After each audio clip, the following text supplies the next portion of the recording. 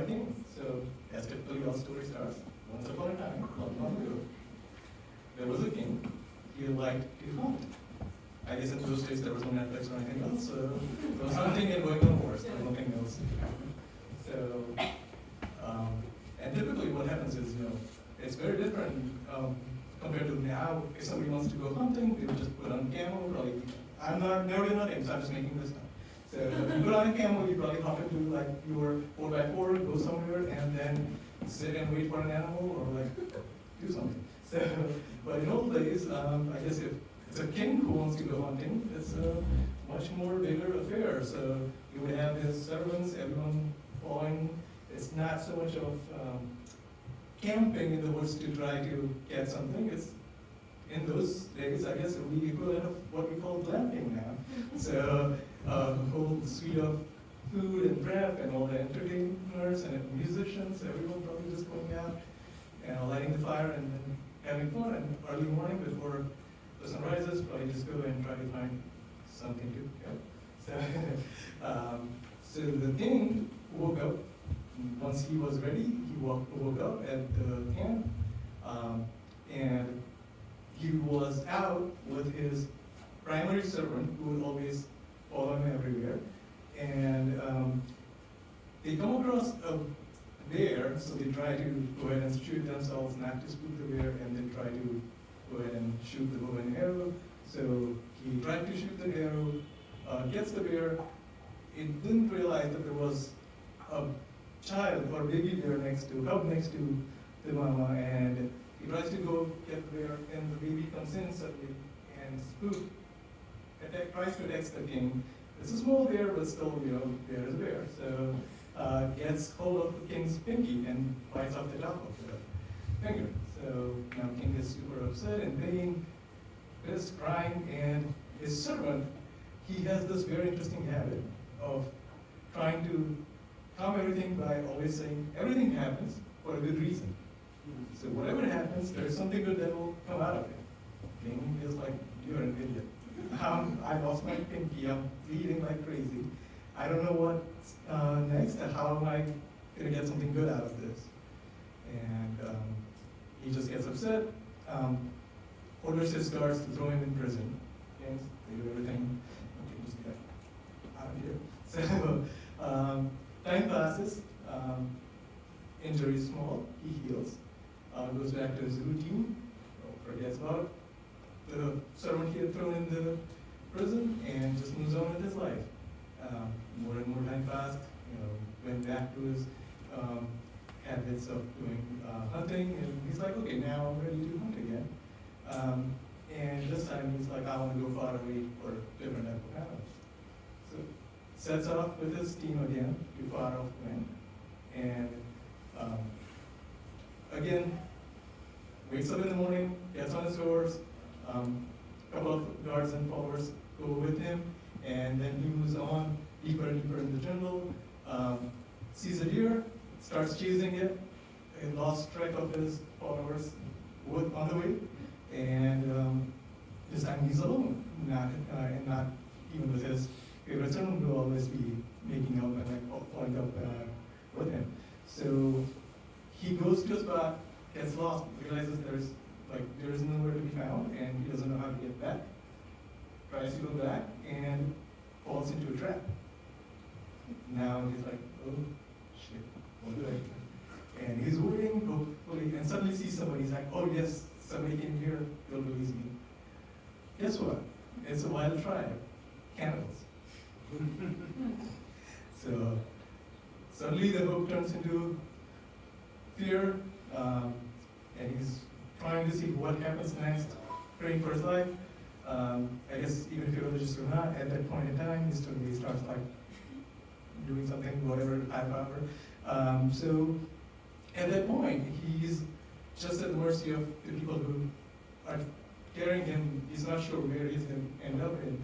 And he's brought to someone who looks like a leader, and they bow him down in front of a deity. And then he realizes he might just go ahead and sacrifice him. So he's freaking out. He's not sure if there's any hope or not. And then these need to go down. They start checking his body. And they check and look for perfection. Because guess what? He doesn't like incomplete offerings. So offering has to be perfect. They go around, suddenly someone spots a broken thing. They're like, we can't offer you to relief. You're not good. You're not worthy enough to be offered to the or stupid about. So then they go ahead and release him. He goes back to his camp. First thing that comes to his mind is like, I just got saved because of my pinky. My pinky saved my life. He realizes his mistake, orders his people to go ahead and release the servant, goes back to his palace from the camp, offers his apologies, and says, I'm sorry, I was not expecting anything good coming out of the broken pinky, but definitely something did come out, and I'm alive here in front of you because of that injury. As usual, the servant says, whatever happens, happens for good. He's like, but what good happened? You spent last few months in prison. I completely forgot about it. It's like, there was still good that came out of it. He's like, what? He's like, guess what? If I was not in prison, where would I be? And who would be sacrificed if you were broken? So yes, going to prison also saved his life. So now you must all be thinking, like, I'm telling you the story, it's just a story. It doesn't happen in real life. What good comes out, like something really, really bad, especially when we talk about times being bad. So yes, we are all probably, most of us are tied to UX and design and talk about research, quantity, what's the stat? I don't have stats. I have sample size of one myself. So I'm going to tell you about like my personal experiences of like few bad moments that I thought were really, really difficult to go through. And at that point in time, I would be lying if I said I was positive. I was cursing. I was probably more upset than the king was who lost his pinky. And cursing and frustrated, not sure why it was happening, what was happening. And but I guess not giving up and like just being hopeful made a big difference. And a couple times when I saw that happen, now I'm like very prepared of anything negative that comes in. I know that it's just a phase in life. It's just a moment that will pass. And it's, whatever happens, happens for a good reason. So, not to go into too much in detail, you already see I have a crutch and broken leg. I have polio. As a child, I got polio at 2 years of age, so I don't know the life without polio. So no big deal. That's not something I worry about, or I was talking about when I said tough times that I went through. 2008, most of the folks right now we are going through some environment that we are aware of. 2008, there was a similar situation when the economy was going through tough times, and it lasted a while. I lived in Florida. I worked for a medical company. You think, how is medical company in Florida, where most of the retired people go, impacted with economy? Guess what? People in Florida, the foreclosures, that was one of the first places to get hit. People are moving to Georgia, Tennessee, some other places. So the companies were not doing well, medical companies were also not doing well, so some of the people there you go. My parents were in north, so I ended up moving up north with them. And I started a piece of story. So I started out my career teaching multimedia and design. So I did that, if you can't tell from my accent, I'm from India. So I started that back in India, and I moved here in 2005. So when I moved here, I couldn't find a full-time job in design, so I was doing a little bit of freelance work, and I was doing accounting. I had a degree in commerce and accounts, so I started doing accounting. I did that for a couple of years while I was in Florida, slowly building up my portfolio, and didn't have the courage to jump full-time into it until I got kicked out of my job. So I moved up north, started doing more and more freelancing. That became a full-time thing. Did it for a couple of years, and then eventually moved into like full-time career, just doing design gigs. Fast forward, 2014. I was happy with the steady job. I was working on good companies and clients. I opportunity to work on America's Got Talent app in 2013. I worked on like some first version of app for Apple Watch that had just come out, so company was beta partner. So I was like, yeah, this is the best place. Not knowing like what was the possibility or what else was available outside. I was just satisfied and happy there. My boss, myself and one of my coworkers, we were going to one of the client meeting at the client's office. I am sitting next to my boss in the front. My coworker is sitting in the back. 5 minutes leaving from office, we merge onto a highway, I get into an accident. This finger doesn't go straight. Doesn't bend all the way. I was like, I have lived with a broken leg, what is a finger? But no, it was difficult. I couldn't tie my shoelaces, I couldn't lift my sleeves up, I couldn't type. I'm like, how am I going to work on a computer if my finger is hurting, my thumb is hurting? I had broken finger, I had broken thumb, I had broken wrist. I was like, how am I going to work in design? A lot of work I do is so much hands-on. Took a few months to recover, still couldn't get through. Physically was ready, mentally was not ready.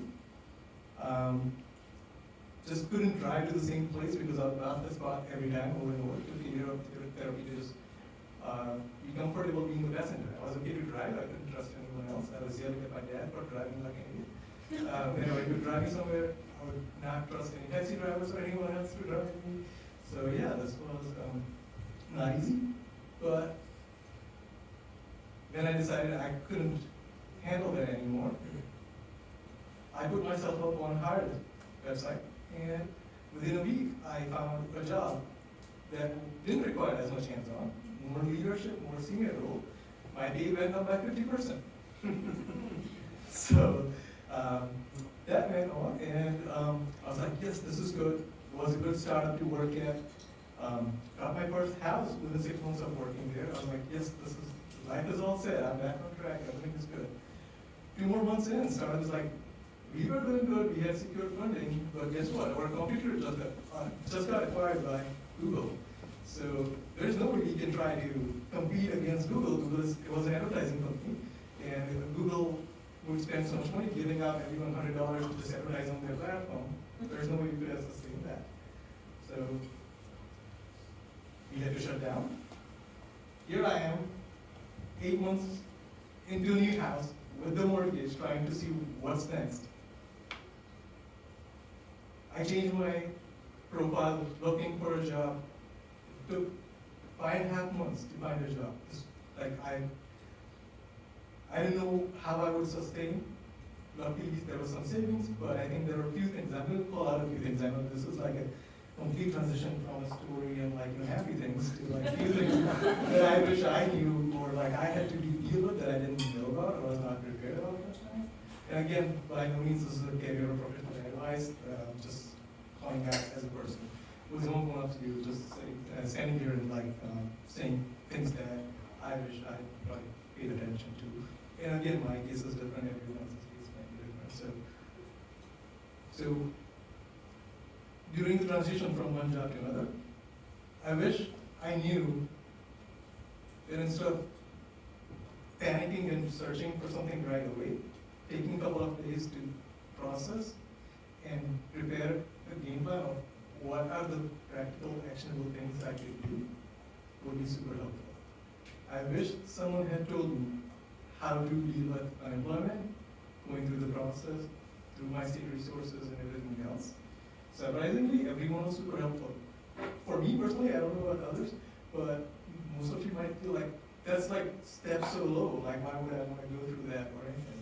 And I felt like it was my ego was hurt. I felt I didn't have to go to that extent to seek support. I was prepared to be seeking support from family and friends, monetary and just emotional. But let me tell you something. We don't probably pay attention to our paychecks, but there is something called unemployment insurance. It's an insurance, you are paying premium for it. So there is no shame in asking for unemployment, you are paying premium. So I wish somebody had told me not to feel bad about that. It's not entitlement, it's just something to support when you're trying to get. I wish someone had told me insurance is going to be a big deal, especially in my situation when I was trying to recover from my hand injury. So knowing that we always, when we are working so focused, we probably tend to put our personal health and everything on the side because of meetings, certain time you're not able to get through. So while you're transitioning, or if you are, just make sure you don't, I wish someone had told me not to prioritize anything else beyond my personal health.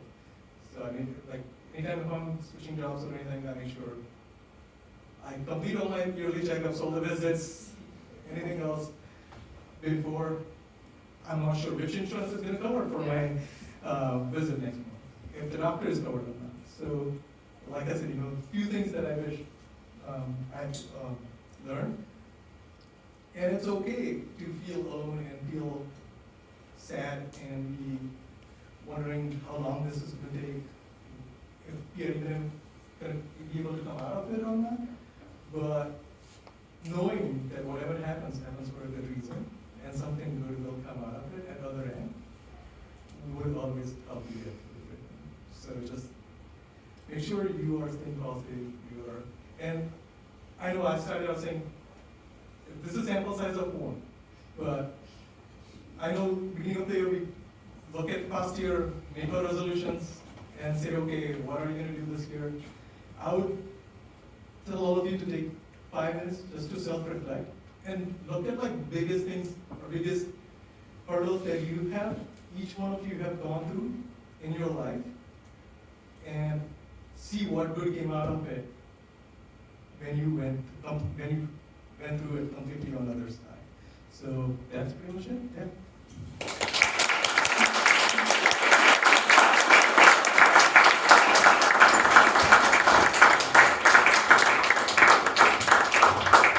Awesome, thank you so much.